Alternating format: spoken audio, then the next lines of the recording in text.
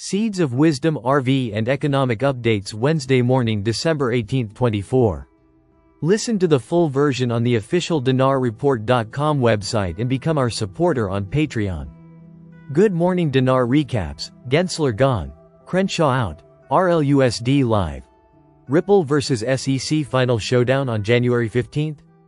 Ripple sees a boost as SEC Chair Gary Gensler resigns, and RLUSD launch signals global growth for XRP ahead of key January 15 deadline.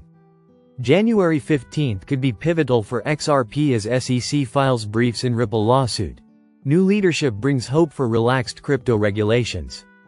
It looks like the clouds are clearing for Ripple as recent events have given it a boost, possibly changing the course of its legal battle.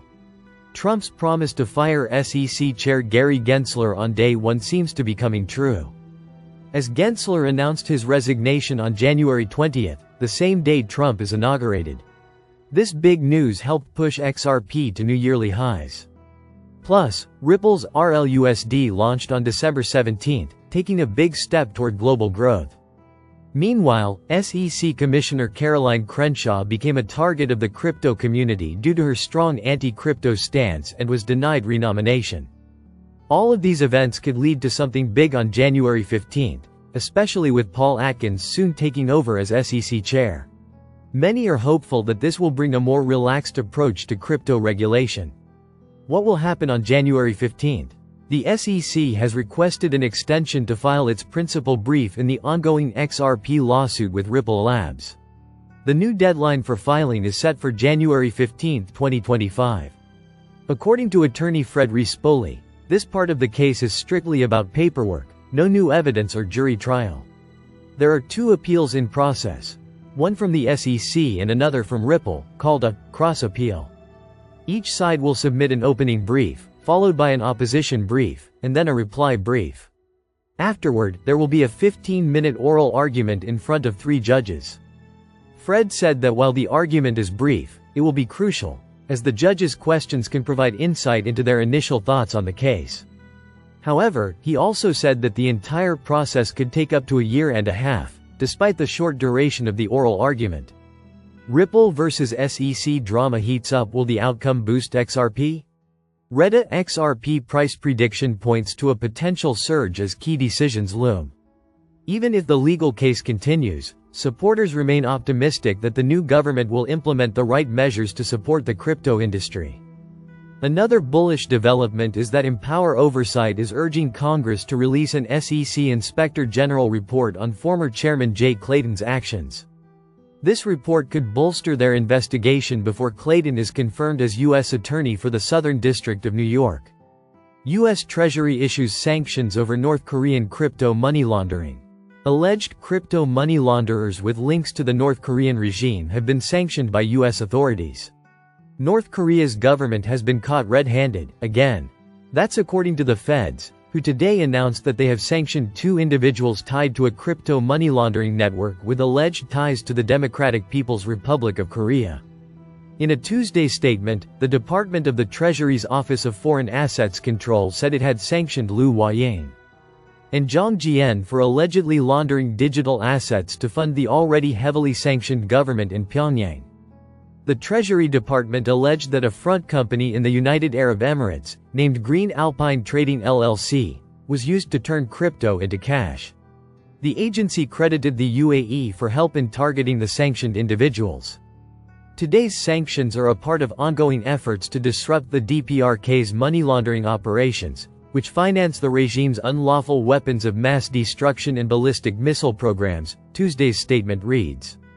The sanctions mean that both Huaying and Jian have had their assets frozen and that Americans won't be able to do business with them or with their company.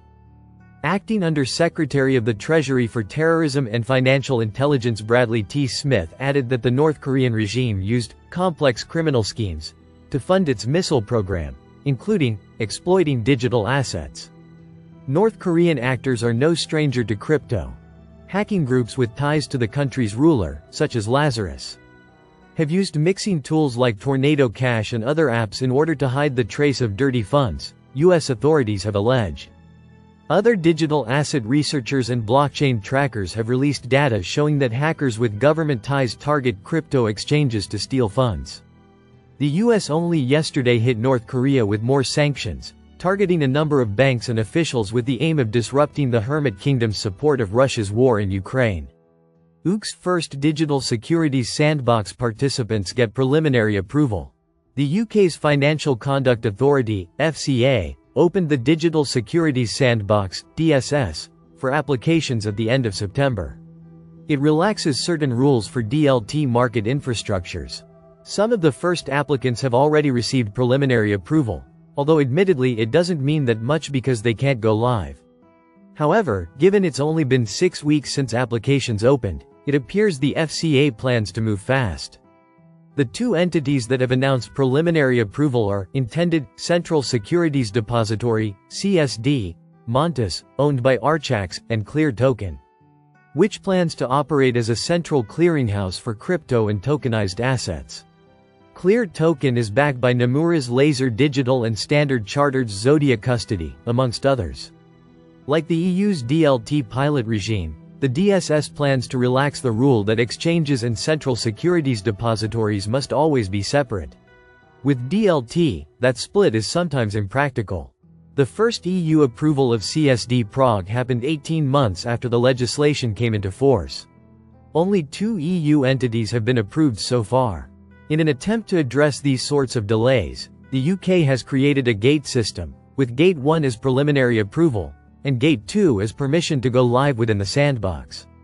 These preliminary approvals are only for Gate 1. For existing regulated entities, the gap between Gate 1 and Gate 2 should not be too significant. The FCA said early bank applicants could earn Gate 2 approval by February 2025, within regulated entities closer to November 2025. Others would be somewhere in between. Both of the startups, Montes and Clear Token, are yet to receive regulatory approval, so they are likely to have to wait a while to receive Gate 2 clearance. That said, Montes has been working on its CSD licensing for years. By applying to the DSS, we are taking a significant step toward creating a dynamic, globally connected financial ecosystem based in the UK, said Montes Group CEO Martin Watkins. Our proven capabilities in Luxembourg, where we have built an infrastructure service aggregate and record both conventional and natively digital securities using DLT, will provide a strong foundation for the UK's digital securities markets. Listen to the full version on the official dinarreport.com website and become our supporter on Patreon. Source: dinarrecaps.com